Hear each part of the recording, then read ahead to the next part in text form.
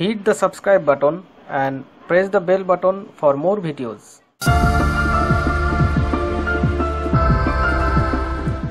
ব্যবসা শুরু করার জন্য প্রথমেই প্রয়োজন দোকান বা শোরুম। মোবাইল ফোন এখন প্রতিদিনের ব্যবহার্য পণ্য। হাতে কিছু পুঁজি থাকলে নিজ এলাকায় দিতে পারেন ফোন সেট বিক্রির দোকান। প্রাথমিক অবস্থায় 100 বর্গফুটের একটি দোকান হলেই চলবে।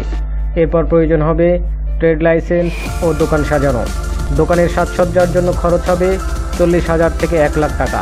এরপরই সেট কেনার পালা। প্রাথমিকভাবে 1 লাখ টাকার সেট কিনলেই হবে। শুরুতে কম দামি সেট বিক্রি করাই ভালো। ব্যবসা চলার কিছুদিন পর টিন সার্টিফিকেট করিয়ে নিতে হবে। বিভিন্ন কোম্পানির ডিলার হতে চাইলে টিন নাম্বার প্রয়োজন হয়। কি বিক্রি করবেন এই দোকানে?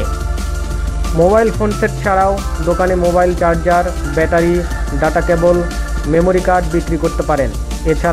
এছাড়া MP3 ক্যাসিংও রাখতে পারেন। কোথায় থেকে কিনবেন? মোবাইল ফোন সেট বিক্রির অন্যতম পাইকারি মার্কেট হাতিরপুলের মোতালিব প্লাজা। এখান থেকে বিভিন্ন ব্র্যান্ডের সেট কিনতে পারেন। এছাড়া অন্যান্য যন্ত্রাংশ গুলিস্তানের পাতাল মার্কেট থেকে পাইকারি দামে কিনতে পারেন। চাহিদা সম্পন্ন ব্র্যান্ড ও দরদাম। বর্তমানে বিভিন্ন নামকরা ব্র্যান্ডের সঙ্গে বাজার দখল করেছে কিছু Chinese brand. Nokia, Samsung, Sony Ericsson, Symphony, Micromax এসব ব্র্যান্ডের সেটের চাহিদা বেশি। অন্যান্য ব্র্যান্ডের চাইনিজ সেট 1200 থেকে 3000 টাকার মধ্যেই পাওয়া যাবে।